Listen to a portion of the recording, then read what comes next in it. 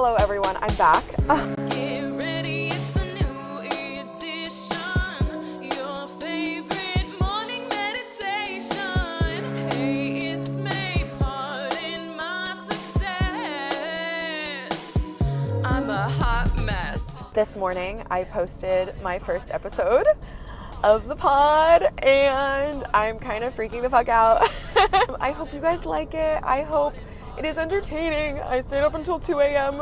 editing and uploading it because my computer crashed over the weekend and my tech guy yesterday had to spend all day fixing it. Shout out Renee, we love you. Thank you so much. I'm so excited for you guys to hear it. I swear to God, from now on, I will do my best to never have the microphone crackle again. I can't swear that's gonna happen. I've learned a lot. We've learned a lot of things. It was a trial run, but also not really. So I'm so excited for the next episode to come out. I don't really know what to do next, you know what I mean? I mean, there's nothing to do next, but continue plugging away, you know? We keep recording. Currently, running an hour late for a dinner with my friend Allie. Allie, I'm so sorry. In my world, it's been one day since I released the first episode, and I have gotten such great feedback from everyone. Thank you guys, everyone that has reached out and told me about how you enjoyed it or just that you listened. It means so much, truly. Let me know if there's any topics or artists that you would like me to try to find to interview. Hey, we are all creative.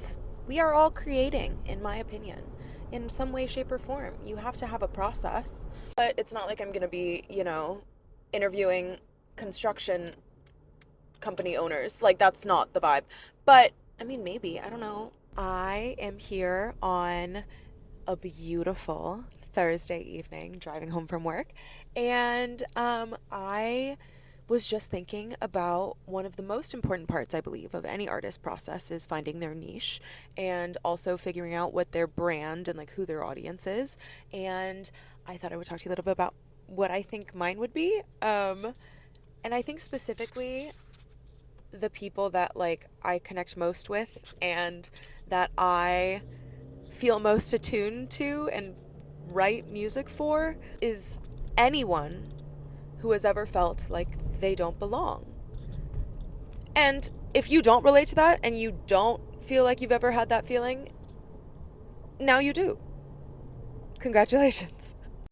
Even more than that, I really want to spread positivity and health and wellness and anything I've learned in my many, many years of studying psychology and just going to therapy. One of those biggest things is body image and, body dysmorphia. And I think that's where girl dinner often stems from. It's the feeling that just picking and snacking is somehow better for you. It's not food in bulk. But I've also always been kind of a picky eater. So maybe women are just supposed to snack all day. You know what I mean? Maybe I'm not the problem. Maybe society's forced 3 meals a day for which you didn't pay. A million handsome guys with longing in their eyes. Sorry. But also, it makes me so sad when my friends are talking so down about themselves and their bodies and what they look like, because I know for a fact that they are so, so beautiful. And it hurts my feelings because it's hey, don't talk about my friend like that. I love her. She's stunning and gorgeous. And if you're saying these things about yourself, what does that mean for the rest of us? And I think we should all just agree to stop hating on ourselves so much. I hear myself doing it all the time. I so often say the phrase, oh, don't worry, I hate me too, or oh, I hate me, I'm so stupid, sorry, that's stupid of me, I'm so dumb. And that's not true. I know that I'm a very smart girl. I fucking have a master's degree and I'm 24. Why? Let's cool it with the negative self-talk. Please. I love you and I think you're stunning.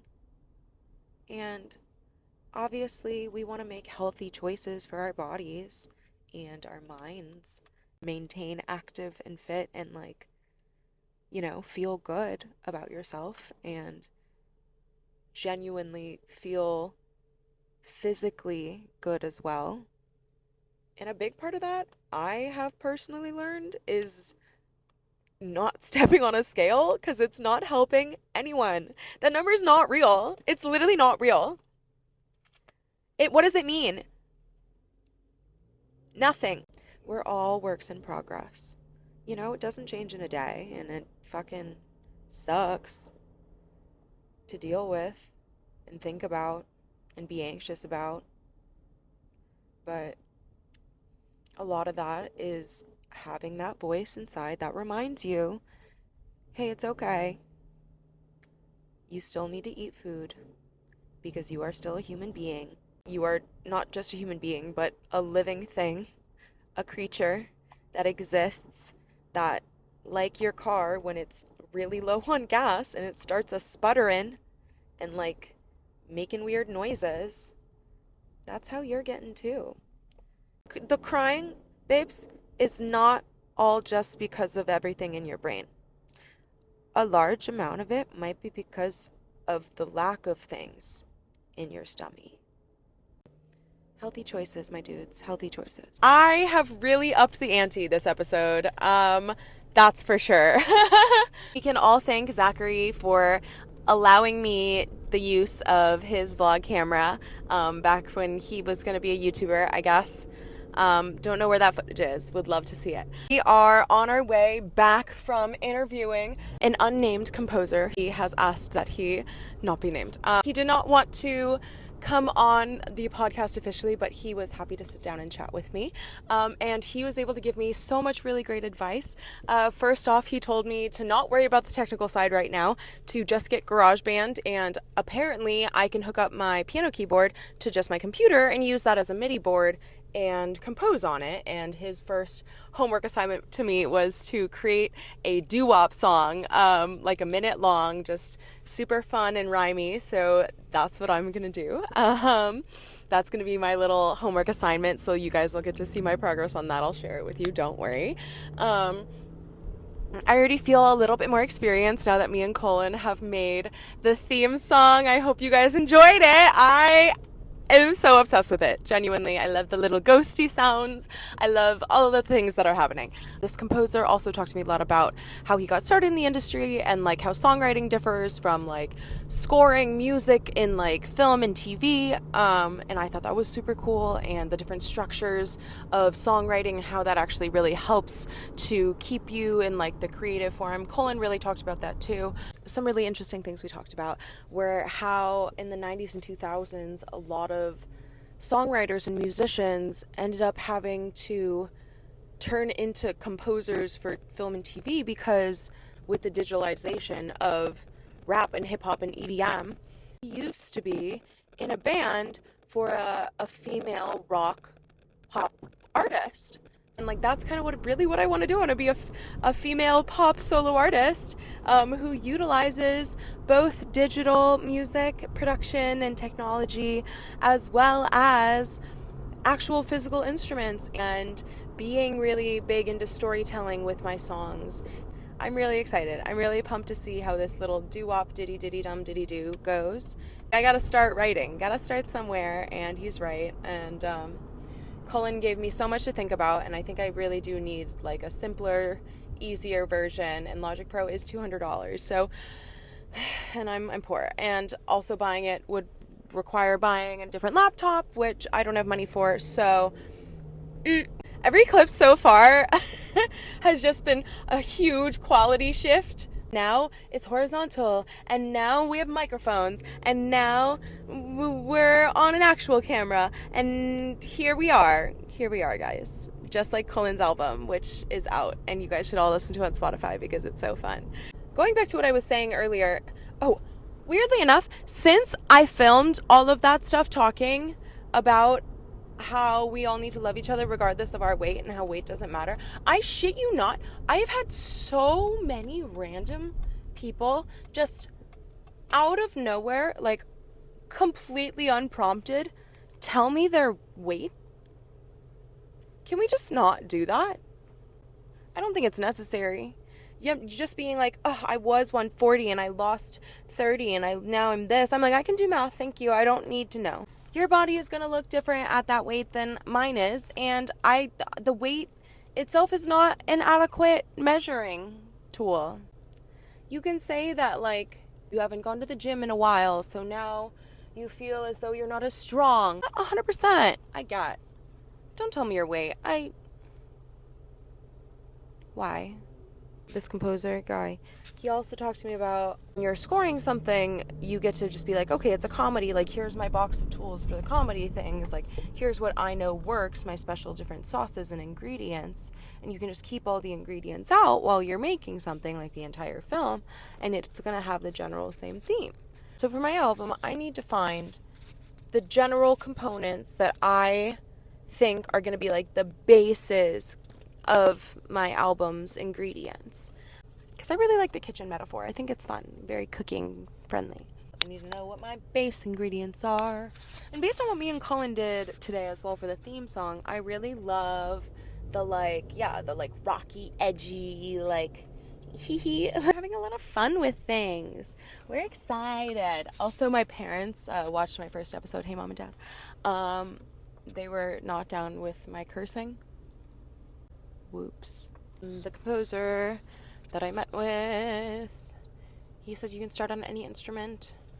And he said to break down songs that already exist into what are their similes and metaphors and what I like, which I love, which is my favorite thing about songwriting. I love all the secret messages and all the little stories and all of the little things that are hidden.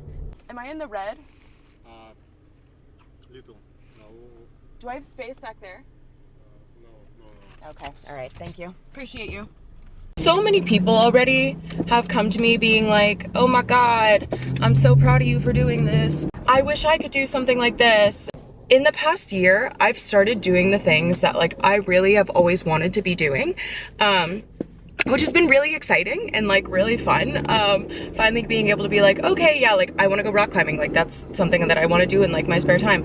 I want to be somebody that does aerial. Prior to, like, me going to a class myself, every time I saw somebody doing it, I would be like, I can do that. I should be up there. Like, that's what I want to be doing. So all I wanted to do was be up there, and I would get, like, resentful and upset with other people just for also doing the thing when I could very easily be doing the thing. Like, it made no sense. So I decided that instead of being upset with people for simply living their lives, to instead live mine and go out and take the classes and have the fun and take the videos and post them and be the person that is, like, who I want to be, you know, be the blueprint. Every time I would meet somebody who would be like, oh yeah, like, I have a podcast, internally I would get, like, so upset with myself and very jealous, because it's like, oh, why haven't I done that yet? And when somebody were like, Olivia Rodrigo released an album, and I love her, but at the same time, it's hard to, like, deal with that feeling inside of, like, oh, I should have done that. I should have already released things. Maybe that's just me because I'm impatient as hell, and I think I should be doing everything immediately all the time. I told my manager, yeah, I have a manager now. I told her, I feel like I've been put on this earth 3 times faster than everybody else. There's just, like, something wrong with me. The most common thing people tell me my entire life has been to slow down. Calm down, slow down, chill out. I am not chill. I have never been chill. And I will probably never be chill. My boyfriend has to drink, like, 3 energy drinks just to deal with me, and I know I'm a lot. I'm very aware of that fact, and I can't help it. When we were making the theme song, I was getting, like, very anxious and upset. Colin literally turned to me and goes, are you doing a bit right now? I said, commit to the bit. I said, I have always been doing a bit. In fact, my whole life is a bit. What do you mean? This is just the amount of energy that I have when I go out in the world. I wake up in an anxious panic because I'm like, oh, I should be up already. We're working on it, but I'm not well. I just listened to an episode of Where Do We Begin with Esther Perel. I don't know if you guys have heard of her. I love her. Call her daddy. Thank you, Alex Cooper, for recommending her and having her on your show. She just interviewed this girl, or had a session with this girl. They were talking about like cultural differences and the fact that she feels as though she has no self-love, and people keep telling her that she like doesn't love herself because she doesn't assert herself and stand up for herself. She says, and this really resonated with me, she can always stand up for other people and fight for other people, but not for herself. And that's me to a T. I am so assertive for everyone but myself, because like, why would I do that? No one wants to hear from me, you know what I mean? She also said this thing where she was like, trying so hard to fit in that I haven't taken the time to let people know how they could make me feel like I belong. My heart and soul, that hurt, babe. I have always felt as though I don't fit in, that I'm so different, I'm so weird, nobody likes me, nobody wants me there, and I'm like pushing so hard and trying to make myself so likable that people can tell I don't belong. And that sucks. But it's funny too, because my best friend at work, she said when she first saw me, the first impression of me was that I had like my legs up and was so casual and I belonged, and like I was like meant to be there and had been there so long and like knew everything and knew everybody. And that is the kind of aura I project, because I am trying so desperately to fit in. I'm glad it works. I'm glad it's being read correctly. But ouch. Hello everyone. So my friend Christina was supposed to be my FaceTime with friend this week. She unfortunately has the vid. In lieu of that, we have my girlie, my bestie, Celine Biancardi herself. Hello, squad. Oh my god. Oh my god. Are you so happy to be here? I'm so happy to We're just recording a scene for the pod. I have a podcast. Oh, you do? And I have to do the outro. That's our boss. It's okay. You want to come in and just say hi? Sure. Just peek your head in. What podcast am I on right now? It's called PMS. Are you PMSing? Not right now. You better be. Be pardon my successing. But yes. So how do you feel about the pod? Have you listened? I love the pod. I learn new things about you, way more things than a coworker should ever know. But it's a vibe. You're very good at speaking. Oh my god, thanks. I'm and a master singing. in communicating. And it's actually, yeah, you're gonna go far. That It was does really not in any way make me low-key feel bad about myself. Watching you thrive. I am here for it, just to say. It's actually really funny that you said But I this. need to get my shit together. This entire podcast episode has been a major theme throughout, is like me being like, I don't know what the fuck I'm doing. I am like freaking out, and like I'm just doing what I think a person that I would want to be would do. And so that's why I do like aerial Fair classes and enough. things. And the last 5 minutes that they've just seen is like me like having a whole mental breakdown about the fact that I've Love never that. fit in a day in my life. And most of that might be my own issue, because I try so hard to fit in that people know I don't belong. It's like the imposter syndrome. It's bad. No, yeah. I relate to that so hard. No, right? It's like really difficult. Also, just being a woman. I'm PMSing so hard right now. It's actually not funny. Listen, so thank you so much. Well, tune in, Thanks, everyone. like, and subscribe. Like and subscribe. The links are in bio. I don't know. We'll see. Bye. Are you PMSing?